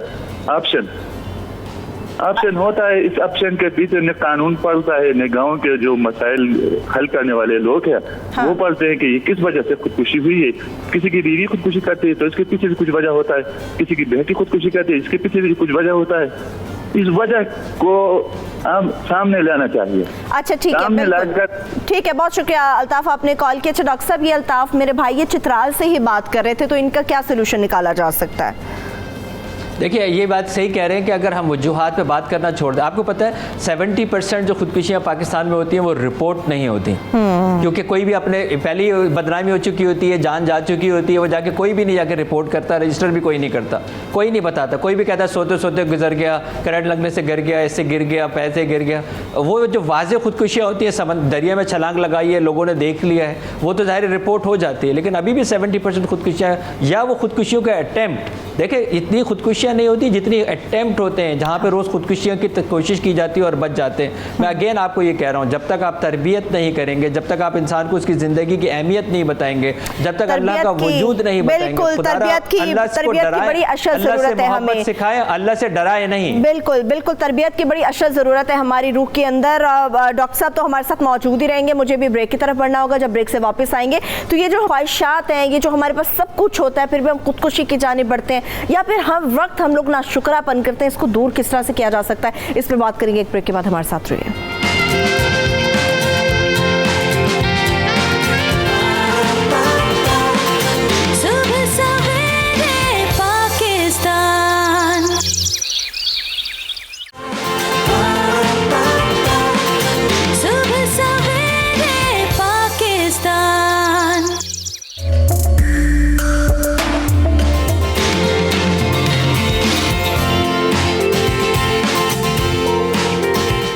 ख्वाहिशात हैं जो कभी ख़त्म नहीं होती, मगर सवाल ये होता है कि वो तमाम चीज़ें जिनकी हम ख्वाहिश रखते हैं अगर हमें मुयस्सर हैं, मगर उसके बावजूद हम नोहा करना रहते हैं कि हमारी ये ख्वाहिश पूरी नहीं हुई, या शायद मेरे पास ये चीज़ है, सामने वाले के पास मुझसे ज़्यादा बेटर चीज़ है, वो शुक्रगुजारी का जो एलिमेंट है हमारे अंदर से बिल्कुल ख़त्म हो चुका हुआ है। शायद ही कोई इक्का दुक्का आपको नज़र आते हैं वो लोग कि जो शुक्र करते हो अल्लाह का, अल्हम्दुलिल्लाह कहते हो कि जो भी मुयस्सर है उन्हें, उन पे वो खुश हैं, नोहा करना नहीं होते, शुक्र अदा करते हैं। मगर बहुत सारे ऐसे लोग हैं कि ज़िंदगी की हर सहूलत, हर लग्जरी उनके पास होती है, मगर उसके बावजूद नाशुक्रापन उनकी तबीयत से कभी नहीं जाता। इस नाशुक्रेपन को ख़त्म कैसे किया जाए, या फिर शुक्रगुजारी की आदत को किस तरह से अपनाया जाए? कौन से ऐसे मसाइल हैं जिस नाशुक्रेपन की वजह से हमारे दरमियान मौजूद रहते हैं और मरते दम तक वो चलते ही रहते हैं और कभी भी हमें ये सुकून मुयस्सर नहीं आता कि जी हम वाकई शुक्रगुजार हैं उन तमाम चीज़ों के लिए जो अल्लाह ताला ने हमें अदा की हैं। इन तमाम पर बात करने के लिए, जैसे मैंने पहले बताया था, डॉक्टर इमरान तो हमारे साथ मौजूद होंगे, मगर इसके साथ साथ स्टूडियोज़ में हमारे मौजूद गेस्ट भी मौजूद हैं। इस्लामिक स्कॉलर हैं डॉक्टर मुजाहिद अहमद साहब। डॉक्टर साहब आपका बेहद शुक्रिया। और इसके साथ साथ मोटिवेशनल स्पीकर हैं अली अब्बास साहब। अली आपका भी बेहद शुक्रिया, आप तशरीफ़ लेकर आए। अच्छा डॉक्टर साहब, मुझे सबसे पहले आप ये बताएं कि नाशुक्रापन जो है ये हमारे अंदर आता क्यों है, या शुक्रगुजारी की आदत हम क्यों नहीं अपना सकते? बिस्मिल्लाहिर्रहमानिर्रहीम। बहुत अहम और ख़ूबसूरत मौजू है। सबसे पहले तो हमें यह समझना चाहिए कि ये जो शुक्र का लफ्ज़ है इसको हम एक लफ्ज़ तक ना लें। ये हमारे पूरी जो ज़िंदगी है, उसका जो तर्ज़ हयात है हमारा, ये उस पर मुहित है। मतलब हमें इसकी पूरी ज़िंदगी में ज़रूरत है। और वजह ये है कि हम जो है जब देखते हैं अपने से ऊपर वाले को, तो फिर शुक्र का जज्बा पैदा नहीं होता, बल्कि हम अल्लाह ताला की नाशुक्री करते हैं। इसलिए ये कायदा बताया गया कि पहले सबसे जब भी हम देखें अपने से नीचे वाले को देखें दुनियावी एतबार से, तो शुक्र का जज्बा पैदा होगा। शेख सादी रहमतुल्लाह अलैह कहते हैं कि मैंने कभी अल्लाह ताला से शिकवा नहीं किया, एक दफ़ा अल्लाह ताला से शिकायत की, वो मौका था जब मैं मस्जिद जा रहा था और मेरे पाँव में जूता नहीं था। बहुत مجھے لگا شکوہ اور شکایت کے جذبات پیدا ہوئے اور بہت عجیب لگ رہا تھا. جب میں مسجد میں پہنچا تو وہاں ایک شخص بیٹھا ہوا تھا جس کے پاؤں ہی نہیں تھے. تو میں نے اللہ تعالیٰ کا شکر ادا کیا کہ جوتا نہیں دیا، پاؤں تو دیے ہیں. اور اسی طرح حضرت رابعہ بصریہ کا واقعہ ہے. وہ کہتی ہیں کہ ایک شخص نے اپنے سر پر پٹی باندھی ہوئی تھی. تو میں نے اس سے پوچھا کیا ہوا؟ اس نے کہا جی سر میں درد ہے. تو میں نے کہا عمر کتنی ہے؟ کہنے لگا کہ 40 برس ہو گئی. فرمایا کہ 40 برسوں میں تم نے شوگر کی پٹی تو ایک بار بھی نہیں باندھی، اور تھوڑی سی تکلیف ہوئی شکوے کی پٹی باندھ لی. تو سب سے پہلے شکر کا جذبہ ہمیں پھر پیدا ہوگا جب ہم اپنی نعمتوں کی طرف نظر کریں، ان کی شناخت کریں. ہمیں پتہ ہی نہیں ہم پر کتنی نعمتیں ہیں. قرآن پاک میں ہے کہ اللہ تعالیٰ نے تم پر نعمتوں کی بارش کی ہے، جو ظاہر بھی ہیں جو چھپی ہوئی بھی ہیں، لیکن ہمیں ان نعمتوں کا ادراک نہیں ہے. تو سب سے پہلے تو یہ ضروری ہے ہم نعمتوں کو جانیں، ان میں غور و فکر کریں، اور اس کے بعد شکر کی عادت کو اپنائیں اور ناشکری سے نکلیں. ناشکری سے نکل جائیں. اچھا، بڑی خوبصورت بات آپ نے مجاہد صاحب کی کہ ہمارا مسئلہ یہ کہ ہم اپنے سے اوپر والے کو دیکھتے ہیں. علی عباس صاحب، کس طرح سے اپنے اندر اس عادت کو بھی لایا جائے کہ جس طرح سے اپنے سے نیچے والے کو دیکھیں، اپنے سے اوپر والے کو دیکھیں گے مایوسی تو اور بڑھے گی، ڈپریشن اور بڑھے گا، ناشکراپن تو اور آئے گا. یہ اپنے سے اوپر والے کو کیوں ہم دیکھتے ہیں؟ بسم اللہ الرحمن الرحیم، صلی اللہ علیہ حبیبہ سیدنا محمد وآلہ وسلم. میرے خیال سے اپنے سے اوپر والے کو ضرور دیکھنا چاہیے اور انسان کو امپروومنٹ کرنی چاہیے، اور یہ نہیں سوچنا چاہیے کہ میں اس کی جگہ پہ آ جاؤں. اس کو یہ سوچنا چاہیے کہ میرا جو کل مقام تھا اس سے میں نے اپنے آپ کو بہتر کرنا ہے. مقابلہ ہم جس کو اوپر دیکھ رہے ہوتے ہیں ہم تو کہتے ہیں میں اس کی جگہ پہ جاؤں گا. نہیں، جب اس کی جگہ پہ اگر لیٹ سپوز آپ نے کسی کو مار کیا ہوا ہے کہ آپ نے اس کی جگہ پہ جانا ہے، آپ نے 10 سال لگا دی اس کی جگہ پہ پہنچنے کے لیے، اور وہ اس سے آگے چلا جا چکا ہوگا اس وقت تک، تو بہتر یہ نہیں ہے. میں بھی جب اس فرسٹریشن اسٹریسز سے گزر رہا تھا ایک زمانے میں، تو میں نے واصف صاحب کا نا ایک کال جو ہے نا وہ مجھے نظر سے گزر گیا. میری وہ زندگی کا بڑا ٹرن اوور تھا لائف کا. بالکل شاگرد بیٹھے ہوئے تھے واصف صاحب کے پاس. واصف صاحب سے پوچھتے ہیں کہ واصف صاحب خوش نصیب کون ہے؟ اب سب کے دماغ میں یہ سوال آ گیا کہ واصف صاحب دیکھتے ہیں اب کیا جواب دے. واصف صاحب نے ایک پاز لیا اور اب سب کے دماغ میں یہ آ گیا جواب. اب کیا دیتے ہیں واصف صاحب؟ کہیں گے کہ جو علم میں بہتر ہے وہ سب سے خوش نصیب ہے، جس کے پاس مال و دولت ہے وہ سب سے زیادہ خوش نصیب ہے، یا جس کے پاس بہت بڑا عہدہ ہے، طاقت ہے، وہ خوش نصیب. اب یہ سب کے دماغوں میں نا یہ جوابات جو ہے وہ گھومنے شروع ہو گئے. واصف صاحب نے اتنا تاریخی جملہ بولا which was the life turnover for myself. Wasif صاحب فرماتے ہیں خوش نصیب وہ ہے جو اپنے نصیب پہ خوش ہے. دیکھیں یہ ہمارے ہاتھ ہیں، ہماری آنکھیں ہیں، ہماری ٹانگ ہیں، اگر ہم صحیح طرح تندرست ہیں یہ بہت بڑی نعمت ہے. خوش قسمت کوئی نہیں ہے. انسان جو ہے وہ آگے کو دیکھتا ہے، جو اس کے پاس موجود ہو، یا تو وہ پاسٹ میں زندگی میں گزارتا ہے اپنا وقت، جو اس کے ساتھ تکلیفیں پریشانیاں وہ گزری ہوئی ہیں اس کے دماغ سے وہ نہیں نکلتی. ایک وہ آگے کا دیکھ رہا ہوتا ہے. تو جو شخص اپنے ناؤ میں رہتا ہے اور جو ناؤ میں جو اس کے پاس چیزیں موجود ہیں اس کا شکر گزار کرتا رہتا ہے. شکر گزاری کی بڑی خوبصورت سائنس ہے. جتنا آپ شکر گزار کرتے رہتے ہیں نا، آپ کے اندر ہیپینس، ایک اچھا جذبہ، سیٹسفیکشن آپ کے اندر آتا رہتا ہے، تسکین ملتی ہے، اور آپ کو پھر اور ملتا رہتا ہے. میرے پاس بہت سارے ایسے لوگ آتے ہیں جو کہتے ہیں کہ ہمارے پاس سب کچھ ہے، گاڑیاں بھی ہیں، بنگلے بھی ہیں، ہمارے پاس پاور بھی ہے، لیکن ہمارے اندر خوشی نہیں ہے. ہم اندر سے خالی محسوس کرتے ہیں، سکون سا نہیں ہے. اگر آپ نے خوشی کا لیول اور شکر گزاری کا لیول اور بڑھانا ہے تو جو نعمتیں آپ کو خدا نے دی ہیں وہ آپ تقسیم کرنا شروع کر دیں. صحیح ہے، کیا بات ہے، اتنی خوبصورت بات. ڈاکٹر عمران کی طرف چلیں گے. اچھا ڈاکٹر صاحب، ناشکرے پن پہ یا شکر گزاری کی عادت کو اپنانے کے اوپر بات ہو رہی ہے. شکر گزاری کہہ دینا کافی ہوتا ہے، جیسے ہم الحمدللہ کہہ کے بات ختم کر لیتے ہیں، یا واقعی اندر سے بھی ہمارا شکر گزار ہونا بڑا ضروری ہوتا ہے؟ اور ناشکرا پن ہمیں کن مسائل کی طرف لے کر جاتا ہے؟ دیکھیے جب بھی ہم یہ بات کہتے ہیں، کوئی بھی بات ہم کہیں، جیسے کہتے ہیں کہ جیسے آپ نے کہا الحمدللہ بالکل صحیح، سب خیریت سے، لیکن آپ اپنی طرز دیکھیں کیا کہتے ہیں ہم، لیکن، اور پھر اپنی ایک داستان سناتے ہیں کہ ہو کیا رہا ہے. لیکن کے سے پہلے جتنی چیزیں سب ڈیلیٹ ہو گئی ہیں. اس کا مطلب ہے سب آپ نے خود بخود اس کو مٹا دیا ہے. جو بھی اللہ بڑا مہربان ہے لیکن پتہ نہیں کل کیا ہوگا، اس کا مطلب آپ نے پہلے ہی مٹا دیا اللہ مہربان نہیں ہے. یا تو اللہ ہے یا پھر لیکن ہے. تو اگر میری بہن آپ یہ ہم جس طرف آپ نے اشارہ کیا، آج کا بہت خوبصورت موضوع ہے آپ کا، اس سے بہت زیادہ ناشکر ہیں ہم جتنا آپ جس طرف آپ نے اشارہ فرمایا. بعض دفعہ اللہ تبارک و تعالیٰ اتنا مہربان ہو جاتے ہیں کہ ابھی وہ بات جو ہمارے سوچ میں ہوتی ہے، ذہن میں ہوتی ہے اور زبان پر نہیں آئی ہوتی، اللہ تبارک و تعالیٰ وہ بھی پورا کر دیتے ہیں. ہم کسی کے بارے میں سوچتے ہیں وہ سامنے آ جاتا ہے، ہم کوئی فون ملانے کی کوشش کرتے ہیں اس کا فون آ جاتا ہے، وہ نعمت ہمارے پاس میسر ابھی ہم نے سوچا ہے، زبان تک نہیں لائے ہیں، اللہ اس کو مینیفیسٹ کر دیتا ہے، منظور مقبول کر لیتا ہے. اور اس کے بعد بھی ہمارا جملہ اگلا کیا ہوتا ہے؟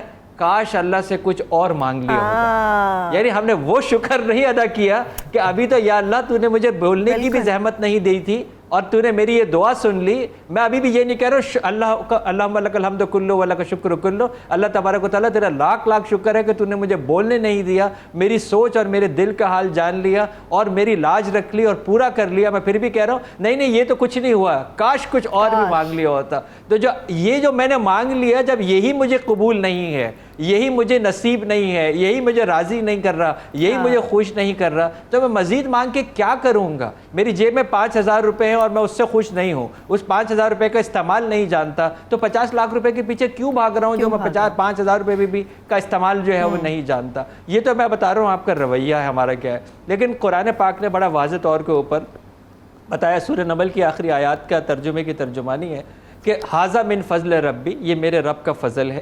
یہ اس لیے ہے کہ ہم آزمائے کہ کون شکر کرتا ہے، اور جو شکر کرتا ہے وہ اپنے لیے ہی شکر کرتا ہے، اور جو شکر نہیں کرتا وہ کفر کرتا ہے. اس دنیا کے اندر واضح طور پر 2 گروپوں میں انسان تقسیم ہوتے ہیں، ایک شکر کرتا ہے اور ایک ناشکرہ ہوتا ہے. جو شکر کرتا ہے وہ اللہ تبارک و تعالیٰ کی نعمتوں کا ادراک بھی کرتا ہے اور اپنے حساب کی تیاری بھی کرتا ہے، اور جو شکر نہیں کرتا وہ ناشکرہ ہوتا ہے. اللہ تبارک و تعالیٰ کہتے ہیں یہ کفر کرتا ہے. اس کا مطلب یہ جو ہماری نعمتوں کو نہیں مانتا وہ ہم کو ہی نہیں مانتا. قرآن پاک کہتا ہے اِنَّ اِلَيْنَا إِيَابَهُمْ ثُمَّ إِنَّ إِلَيْنَا حِسَابَهُمْ، اور بے شک تم پلٹ کے واپس آؤ گے اور ہم تمہارا حساب لیں گے. اور کس چیز کا حساب لیں گے؟ سورہ تکاثر کی آخری آیت، ثُمَّ لَتُسْأَلُنَّ يَوْمَئِذٍ عَنِ النَّعِيمِ، تم سے تمہاری ہر نعمت کا حساب لیں گے. اس کا مطلب یہ ہے کہ جو شخص بھی، آپ کے سوال کا جواب میں دے رہا ہوں، جو شخص بھی اپنی نعمتوں کا حساب دینے کے لیے تیار ہے وہ ہمیشہ شکر کے مقام پہ ہوگا، موجود رہے گا. صبح سویرے پاکستان، صبح سویرے پاکستان. شکر نہ کرنا وہ ہوتا ہے کہ ایک مصیبت ہے جو اپنے ارد گرد ہم منڈاتے رہتے ہیں اور لے کر آتے ہیں. ان مصیبتوں میں تو ہم لوگ خود گھرے ہوئے ہیں، ان مصیبتوں سے چھٹکارا کیسے پائیں؟ کیونکہ اس سے بات تو مایوسی کا ایلیمنٹ صحیح بات ہے. 2-3 طرح کی مصیبتیں ہوتی ہیں، ایک قدرتی آفات ہوتی ہیں، ایک حکومتی آفات ہوتی ہیں، ایک وہ اپنی ذات کی آپ نے مصیبتیں ایک اپنی ذات کی آفات ہوتی ہیں جو آپ نے وہ جو ذاتی جو تکلیفیں انسان نے خود سے ایک مصیبت کو دماغ میں رکھ کے بنایا ہے. میری تحقیق کے مطابق وہ زیادہ ہوتی ہیں انسان کے لیے کہ میں نے کپڑے کیسے پہنے ہوئے، میرے بارے میں کوئی کیا سوچ رہا ہے، میرے بارے میں کوئی کیا کہہ رہا ہے، مجھے اس نے ایسا کیوں کہا، مجھے اس نے ایسا کیوں دیکھا. تو جب تک یہ جو پبلک فیئر ہے نا، جب تک یہ ہماری زندگی سے مائنس نہیں ہوگا تو یہ ہمیں جینے نہیں دے گا. اب جو لوگ شکر نہیں کرتے، الٹیمیٹلی جو شکر نہیں کرتے اور وہ ان کے مزاج میں چڑچڑاپن آ جاتا ہے، انزائٹی آ جاتی ہے، اسٹریس آ جاتا ہے، فرسٹریشن آ جاتی ہے، ڈپریشن آ جاتا ہے. الٹیمیٹلی پھر ان کو 20 سال کے بعد اگر وہ اس مزاج میں زندگی گزاریں، 20 سال کے بعد شوگر ہوتی ہے، بلڈ پریشر ہوتا ہے اور وہ تکلیفوں میں مبتلا ہو جاتے ہیں. اب دیکھیں، اگر آپ زندگی میں یہ ایک فولش پرسن ہوتا ہے اور ایک انٹیلیجنٹ مین ہوتا ہے. انٹیلیجنٹ مین وہ ہے جو شکر کر کے جو قدرت کی جو اور نعمتیں ہیں وہ اپنی طرف اٹریکٹ کر لیتا ہے. اور جو فولش مین ہوتا ہے وہ ہر وقت چڑچڑے پن میں اور ہر وقت جو ہے وہ کمپلیننگ اینڈ اچھا اس سے جو لوگ کمپلیننگ اینڈ بلیمنگ کرتے ہیں، آپ غور کیجیے گا سرورت، ان سے لوگ بھی دور ہوتے رہتے ہیں. وہ کہتے ہیں یہ تو ہر وقت دماغ کا پاتا رہتا ہے، یہ تو فرسٹریٹڈ، یہ ہر وقت روئے گا، ہر وقت کوئی نہ کوئی بکواس کرے گا، اس سے دور ہو جائے. اب وہ دوری کی وجہ سے دیکھیں کیا نقصان ہوتا ہے، وہ الون ہو جاتا ہے، وہ لونلینس کا پھر شکار ہوتا ہے. جب وہ پھر کتھارسس کرنے کے لیے اس کے دوست، اس کے رشتہ دار، اس کے دوست احباب جب اس کو نہیں ملتے تو پھر وہ مزید سٹریس ہو جاتا ہے. الٹیمیٹلی پھر وہ ایک وقت ایسا بھی آتا ہے کہ وہ خدا کے سے بھی جو ہے وہ ناشکری کا اظہار کرتا ہے، اور پھر وہ خدا سے یہ بھی کہتا ہے کہ یہ میری وجہ سے نہیں ہوا. وہ رسپانسبلٹی اپنی نہیں ڈالتا، وہ حکومت پہ، لوگوں پہ، سسٹم پہ، اور وہ انسان کی نشانی ہے. اور وہ پھر ہر وقت یہ روتا رہتا ہے. تو جتنا زیادہ وہ روتا رہے گا وہ اپنی مشکلات کو بڑھاتا رہے گا. اور ہر کوئی ایک اچھے اور پازیٹیو انسان کے پاس بیٹھنا چاہتا ہے. جو لوگ یہ کہتے ہیں نا سروت، آپ اکثر دیکھتے ہوں گے ہماری دوستیاں نہیں ہوتی، ہمیں لوگ سمجھتے نہیں ہیں، ہمارے لوگ آئیڈیاز کو انڈرسٹینڈ نہیں کرتے.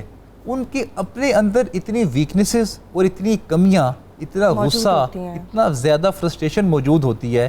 اور وہ کیوں ہوتی ہے؟ کہ وہ اپنی جو گیون سرکمسٹانسز ہیں اس کو ایکسیپٹ نہیں کر رہے ہوتے. جب آپ ایکسیپٹ نہیں کریں گے تو ڈیفینیٹلی آپ فرسٹریٹڈ ہوں گے. اچھا ڈاکٹر صاحب، ڈاکٹر عمران صاحب، جس طرح سے بھی بات چل رہی تھی تو مجھے یہ بتائیے، جس طرح سے ہم سولوشن کی بھی بات کرتے ہیں، ایک شخص کسی کو آپ کہتے ہیں بھائی شکر گزار بن جاؤ. اب وہ شکر گزار بنے کیسے جب وہ فرسٹریٹڈ ہے، نا شکرا پن اس کے انگ انگ میں بھرا ہوا ہے، اس کی زبان سے کبھی الحمدللہ پراپر نہیں نکلے گا. اب اس کو شکر گزار بنائیں تو بنائیں کیسے؟ دیکھیں، بنیادی کی طرف واپس لایا جائے گا، ہمیشہ وہی تربیت کی طرف فقدان ہوگا.